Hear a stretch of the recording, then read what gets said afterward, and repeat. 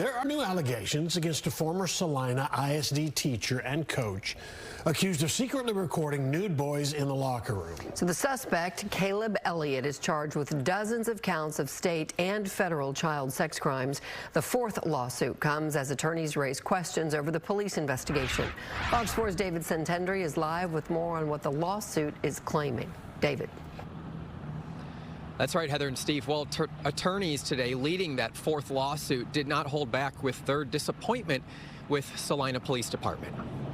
We've not fully fleshed out the question of who was aware of this person's conduct. Texas State Representative Mitch Little, one of several attorneys leading the latest lawsuit against Celina ISD and Caleb Elliott, the former Moore Middle School coach, facing state and federal charges for allegedly secretly recording dozens of naked boys in a locker room.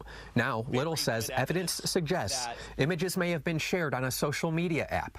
There are subpoenas currently out to Snapchat in connection with the transmission of photos and videos of our children to persons unknown, maybe in the United States, maybe outside the United States, but there are pending subpoenas for the transfer of those materials involving our children in Celina. Lawsuits allege a cover-up within Celina ISD of past allegations involving Elliott, the son of Celina High School's state championship-winning football coach Bill Elliott.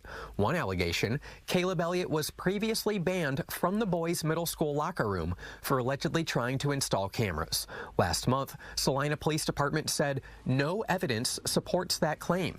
It concluded its investigation, only charging Caleb Elliott.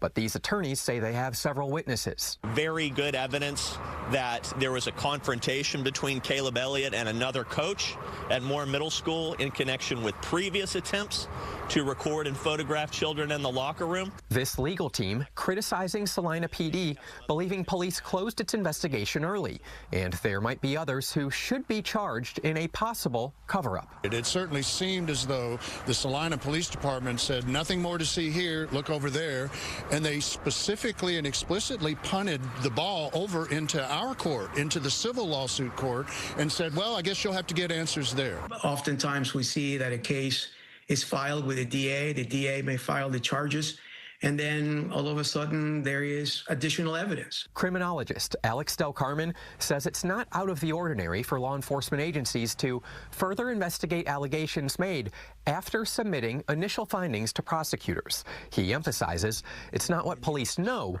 it's what police can prove. If we want these folks to serve time in prison, if we want these folks to pay for what they've done, we have to make sure that the evidence that is submitted to the DA is evidence that that DA can use.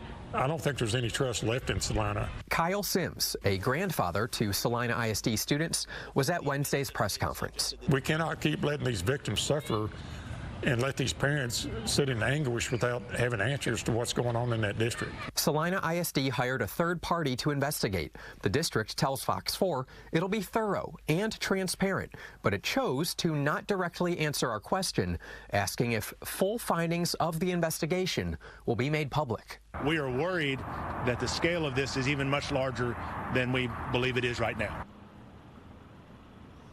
Today, I requested an interview with the Celina Police Department, but a spokesperson told me they are going to turn down that request, so no interview at this point in time. Steve and Heather, back to y'all. All right, David Santendry, thank you.